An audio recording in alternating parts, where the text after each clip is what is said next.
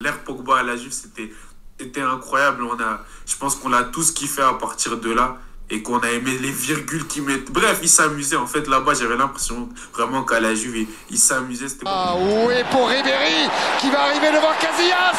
Vas-y, mon petit. Il est dedans. Il est dedans. Le premier but de Ribéry. Bonjour à tous, on espère que vous allez bien. Bienvenue dans ce nouvel épisode du Statut. Aujourd'hui, on va parler de Paul Pogba. On a demandé 4 ans de bannissement de la Juventus et du football. C'est pas quelque chose de choquant. Quand on connaît le monde du football, c'est la peine normale, on va dire. Mais bon, aujourd'hui, on va parler de ça, de sa carrière, de ses débuts, de son transfert à Man U, de son retour à la Juve, de ses trophées avec l'équipe de France. On vous présente le sommaire. D'abord, on va parler de sa première partie de carrière à la Juventus avec le titre Le Crack, parce que c'est ce qu'était Paul Pogba pendant un moment. Après, on va parler du challenge avec son transfert à Man U, et puis on parlera de la descente aux enfers avec tous les dossiers extra-sportifs et sa situation actuelle. Bon, si vous voulez investir sur des sportifs qui peuvent encore exercer leur sport, comme Ramzat Chimaev, Vinicius, peu importe, dans plusieurs sports, vous avez royalties. Avec ce lien de parrainage, vous pouvez également recevoir des rewards, des cadeaux, des maillots signés et bien d'autres. On vous laisse voir ça en description. Je pense que c'est le moment de commencer la vidéo, Malik. Je te laisse commencer sur le début de carrière de Paul Pogba. Oh, le Paul Pogba. Bon, on n'est pas en cours de chant ici, mais Monsieur Polo, un joueur que je pense, à ses débuts en tout cas, mettait unanime tout le monde. On avait, rarement vu un milieu de terrain 8, 6, voire 10 sa dernière saison à la Juve, aussi technique, aussi performant. Et en fait, je trouve qu'à la Juve, non, j'allais commencer limite en le critiquant déjà, mais non, je vais dire que déjà c'était un joueur incroyable à avoir joué, c'était un talent énorme. C'est pas pour rien qu'il remporte le trophée Copa en 2014, je pense. Je sais pas si tu peux vérifier ça, s'il te plaît. Mais le trophée de meilleur jeune joueur de la saison, en gros. Je pense que c'était en 2013.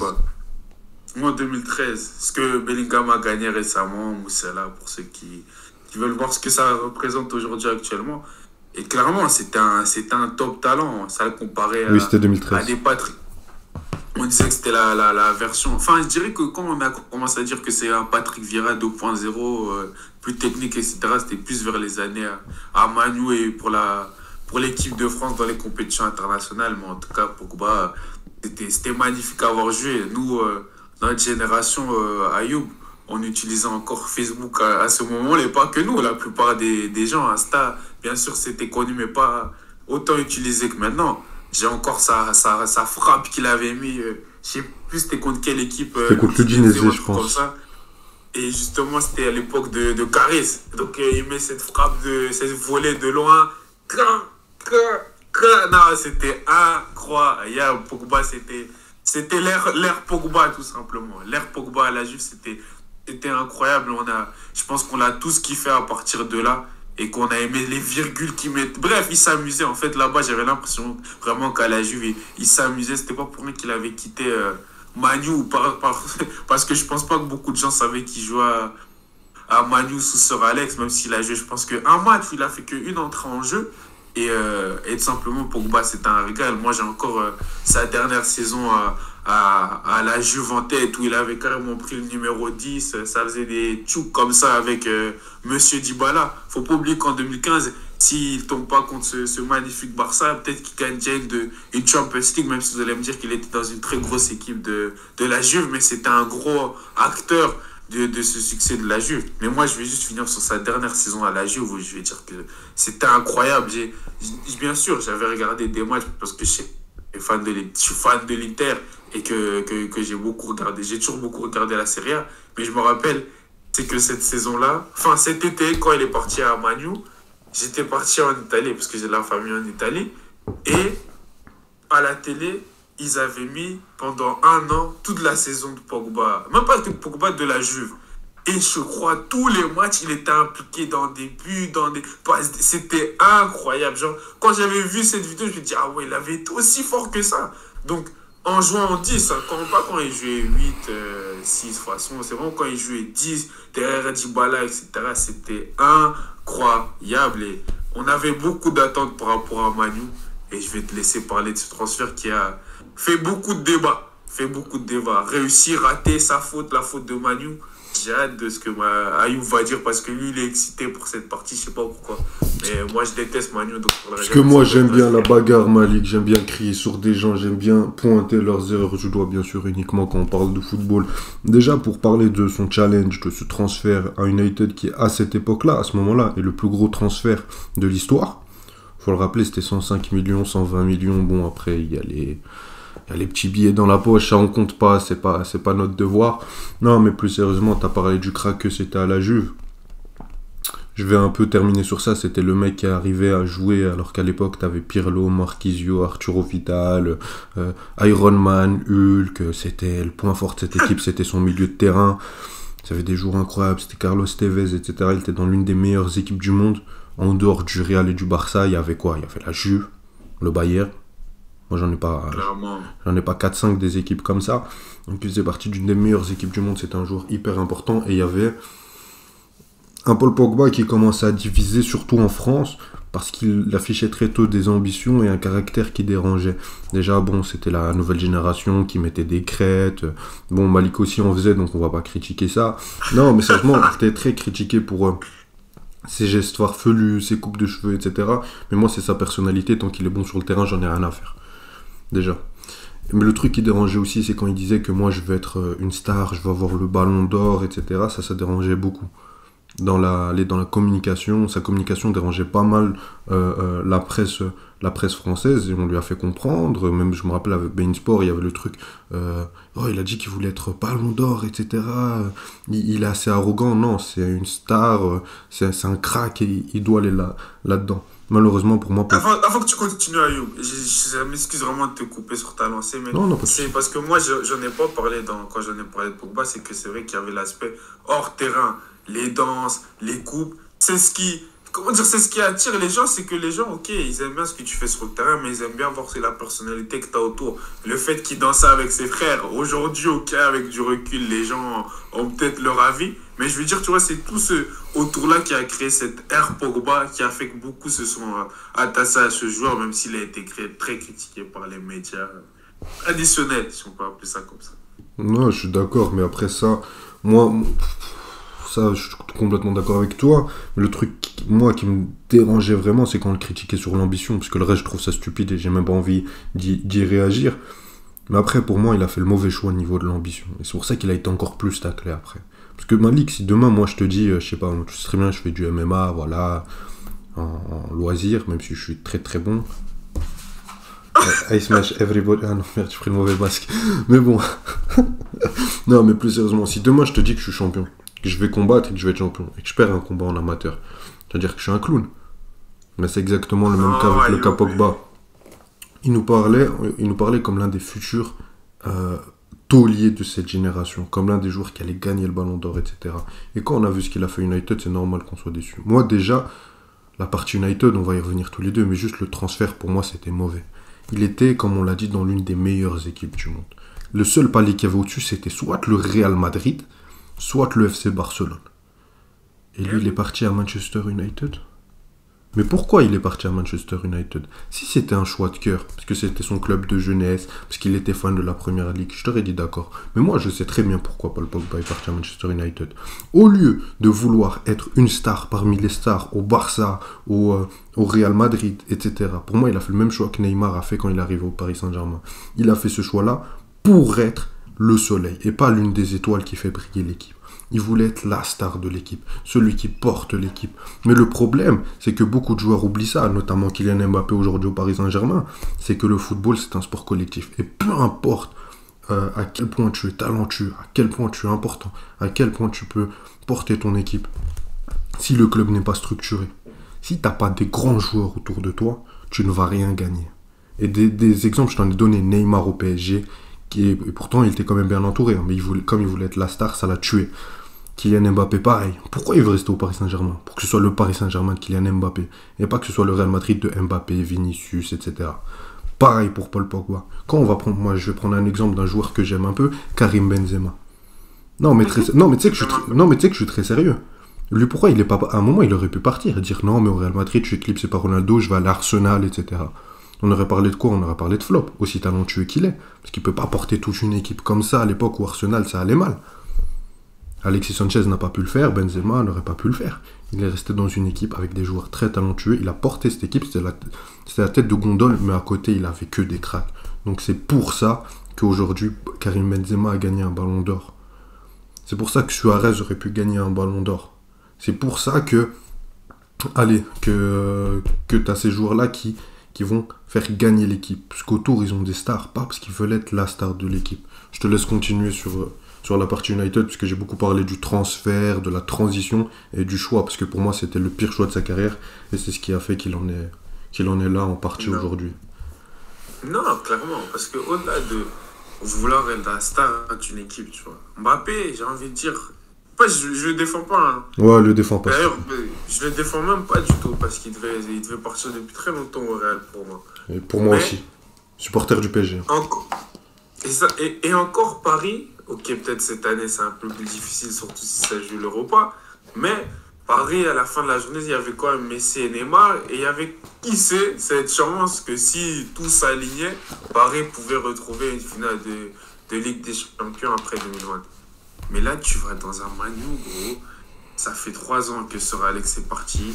Je crois, il y a eu David Moyes. Puis là, il vient quand il y a Van Gaal, je pense. Et clairement, c'est pas le Manu qu'on connaît. Ok, t'avais peut-être cette... Moi, j'ai en fait... Tu dis que tu trouves pas que c'est pour le cœur qu'il a choisi ce club, qu'il a choisi d'aller à Manu. Moi, je me dis peut-être, tu vois, qu'il a été formé là-bas d'une certaine manière. Il s'était dit, je vais prendre la revanche que j'ai pas réussi à prendre en jouant là-bas, je vais réussir là-bas. C'était le mauvais choix. Même à la base des bases. Au-delà du recul maintenant, quand on voit ce qui s'est passé, c'était le mauvais choix. Mais dans son aspect de base, dans sa communication de base, quand il dit que un des aspects qu'il voulait absolument retourner à Manu, c'est parce qu'il voulait finir ce qu'il n'avait pas fini. Et ça, moi, je peux respecter ça. Mais moi, mon reproche de Pogba à Manu, ça a été quoi? C'est que, au-delà que le club, on le sait même aujourd'hui, que ce soit en haut dans la direction ou même Mourinho te dit que finir deuxième, c'est le meilleur accomplissement de sa carrière, que Zlatan dit que quand tu es dans le club, Manu, c'est pas un si grand club que ça. Quand Cristiano Ronaldo te dit que oui, les installations qu'il était là quand il y avait, depuis qu'il avait vu quand il était là-bas, c'était les mêmes quand il est revenu. On se rend compte qu'il va dans un club, aujourd'hui, avec le recul, comme je le dis, qui était loin de pouvoir compétir pour un titre en Première Ligue ou des Champions League et faciliter du coup ses chances de gagner un jour un Ballon d'Or et devenir cette star qu'il pensait pouvoir devenir. Mais lui, j'ai pas envie de dire il aurait dû savoir ça, mais c'est pour ça que moi je l'en veux pas le plus que ça pour son choix d'aller à Manu, même s'il est mauvais. Parce que, regarde Malik, je vais te donner un exemple. Pourquoi on a commencé cette chaîne YouTube? Parce qu'on parlait de Casemiro à United. Moi je disais oui, c'est stupide l'idée de challenge, etc. Aujourd'hui je te dis que très clairement j'avais tort. Mais il y a une chose qui est différente entre Casemiro et Paul Pogba. Casemiro, il va dans un club pour essayer de porter l'équipe, pour essayer d'être un élément fort. Et en plus lui c'est un fan d'United de base, il te le dit très clairement. Et il te dit lui, il va à United. Il te dit ouais mais il joue pas à la Ligue des Champions. Il te dit j'en ai déjà 5, de quoi tu me parles? De quoi on parle? J'en ai déjà 5. Paul Pogba, là, il devait faire le transfert pour arriver au stade de Casemiro, c'est-à-dire gagner une Ligue des Champions, être l'un des meilleurs joueurs du monde dans l'une des meilleures équipes du monde. Et ce qui me dérange, c'est qu'il a voulu être le meilleur joueur du monde et le meilleur joueur de son équipe trop tôt. Il s'est vu trop beau, trop tôt. Moi, c'est ça qui me dérange avec Paul Pogba. Il voulait pas être avec Iniesta et Messi, Neymar, etc. et être une star parmi les stars. Il voulait être la star de Man United. Il voulait être le joueur de Manchester United. Et moi, ça me dérange. Parce que, encore, la volonté peut être noble, etc. Mais t'as rien encore gagné, petit. Ne te vois pas trop beau, trop tôt. Quand tu étais à la Juventus, si tu pouvais exceller comme ça, c'est parce que derrière toi, t'avais Maestro Andrea Pirlo, t'avais Marquisio, t'avais Arturo Vidal. Devant, t'avais Carlos Tevez, t'avais même Morata qui était bon à l'époque. Les défenseurs, c'était des monstres. C'était l'école italienne. Même c'était le prime de Massimiliano Allegri. Et que je critique beaucoup d'ailleurs, hein, mais il n'y a pas de souci. Mais à cette époque-là, c'était des monstres. Et c'est pour ça que tu pouvais briller. Quand tu vas tu vas avoir à côté de toi Nemanja Matic, c'est pas la même chose. Quand tu vas avoir en pointe Anthony Martial. Attention. Je veux que tu respectes Matic quand même. Attention. J'aime beaucoup Matic, mais quand t'as Matic ou quand t'as Pirlo Marquisio, c'est pas la même chose. Et encore, Matic, je suis gentil parce que c'est un des meilleurs qu'il a eu à côté de lui. Quand t'as Rooney qui a 32 ans, qui essaye encore de sauver l'équipe, même si c'est un peu sur la fin, c'est pas la même chose. Quand t'as Rashford qui est encore qu'un petit jeune, moi après on te ramène Zlatan, on te ramène Alexis Sanchez, etc. Mais il y en a beaucoup qui n'ont pas réussi. Lukaku. C'est pas la même chose que quand t'es dans une équipe déjà de stars et que tu veux déjà tout reconstruire. Quand Ronaldo il va à la Juve, Ronaldo pour moi c'est pas un flop à la Juve. Mais il a pas gagné de Ligue des Champions, c'était ça l'objectif. Mais le mec, tu vas lui dire quoi? Bien sûr qu'on a des standards très élevés parce que c'est Cristiano Ronaldo. Mais tu vas lui dire quoi? Il vient d'en gagner 3 de suite. Il a le droit de chercher un autre challenge. Même si pour moi, il devait continuer au Real Madrid. Mais je comprends son envie de challenge. Là, il peut y aller. Karim Benzema, si, je sais pas, si son ballon d'or, il t'est arrivé un peu plus tôt et qu'il te dit, ouais, moi j'ai une envie de challenge, j'ai envie d'aller, je sais pas, en première ligue parce que j'ai toujours aimé le championnat. Imaginons, je sais pas. Là, on aurait dit oui, le mec il a déjà tout gagné, il peut. Et s'il rate, ben, on dira que la première ligue, etc., on fera nos conclusions. Tu vois ce que je veux dire? C'est comme. J'avais un exemple en tête, je l'ai perdu. Oui, voilà, désolé, j'ai retrouvé mon exemple. Par exemple, je suis désolé, après je te laisse parler Malik parce que je suis très long. Mais Suarez, pourquoi il n'est pas resté à Liverpool? Il portait l'équipe comme très peu de joueurs ont porté une équipe à ce moment-là. T'as vu ce qu'il faisait en première ligue? Il avait égalé le record de Cristiano Ronaldo.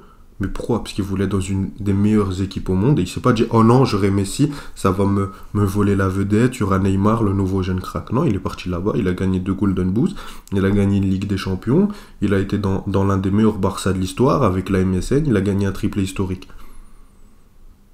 Tu vois ce que je veux dire? Donc je te laisse continuer Malik. Si tu veux parler de la descente ou encore de Manchester United. Non, moi je voulais juste finir avant qu'on passe à la deuxième, enfin l'autre partie sur plus sa chute et même mentionnant quand même aussi son passage en équipe de France. Et donc en fait, t'as déjà donné un peu les raisons de pourquoi ça n'a pas marché à Manu, parce que moi j'entends beaucoup de gens qui me disent il était pas bien entouré, il jouait à côté de McTominay, comment tu peux réussir à côté de McTominay? Oui et non, j'ai envie de dire oui et non, parce que moi le reproche que j'ai à faire de Pogba, c'est que j'ai l'impression qu'il voulait être un joueur qu'il n'était pas, parce que tu as bien expliqué pourquoi à la Juve il a autant réussi, il a autant brillé, et à Manu il est venu capitaine 6, un Vieira façon, mais aussi qui pouvait essayer de jouer 10. Non, j'ai pas compris ce move là, même si avec la France on a bien vu quand il a été dans un rôle. Ok, à côté de lui, il y avait M. N'Golo Kanté qui fait le travail pour 2 dans le milieu de terrain. Ça l'a aidé à être plus à l'aise sur l'aspect défensif. Mais on sait que le joueur qu'il était à la Juve, c'est pas ça qu'il a voulu montrer. Pas montrer, mais c'est pas ce qu'il a pu être à Manu. Et en partie, c'est de sa faute parce que de lui-même, il avait pris le numéro 6, capitaine. Il voulait vraiment être le milieu box-to-box Yaya Touré. Alors que non, Pogba, c'était pas comme ça qu'on l'avait forcément connu. Donc moi, là où je l'en veux, c'est sur ça. Donc si ça n'a pas marché en termes de transfert parce que le club a difficile en termes de dirigeants, je suis d'accord avec vous. Mais Pogba, ça porte dans sa responsabilité. Donc pourquoi ça n'a pas fonctionné à Manu? Mais c'est là où je te rejoins, il voulait tout faire. Il voulait être le Vieira, mais il voulait être aussi Zidane. Il voulait être Makelele. Il voulait être Makelele, Vieira et Zidane en même temps. Mais non, c'est pas possible, mon copain. Tu vois ce que je veux dire? Et on va parler de son passage très rapidement en équipe de France. Parce que ça, c'est la meilleure partie de sa carrière, selon moi, avec la partie à la Juventus. Paul Pogba, quand il vient en 2018, déjà en 2016, il était très bon. Pour moi, ça a été l'un des meilleurs...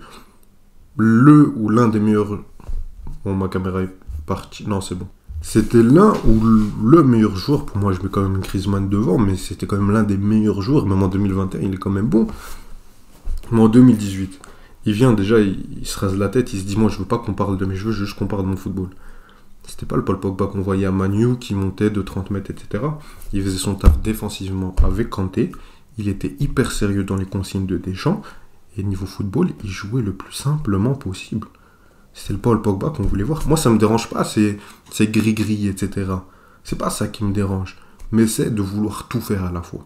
Là, il avait son truc. Moi, je maîtrise un peu le jeu derrière avec Griezmann. On est un peu les 2 meneurs de jeu. Défensivement, je tiens parce qu'on est une équipe défensive qui va miser sur les contres. et mon jeu, je le maîtrise à la perfection et je fais ce que le coach me demande. Et c'est ça qui a fait que Paul Pogba a fait une grande Coupe du Monde. C'est pas parce qu'il a voulu faire le Zidane à venir se mettre à la place de Griezmann, vouloir bouger Kanté pour faire le mec qui fait toutes les récupérations. On a eu un 8-6 comme ce qu'on attendait de Paul Pogba dans un schéma en 4-2-3-1. Si encore t'avais par exemple vraiment Matuidi quand t'es derrière lui, qu'il était en 10 avec Griezmann ou je sais pas dans un 4-3-3, là on aurait pu attendre plus de jeu, et s'il n'y avait pas Griezmann.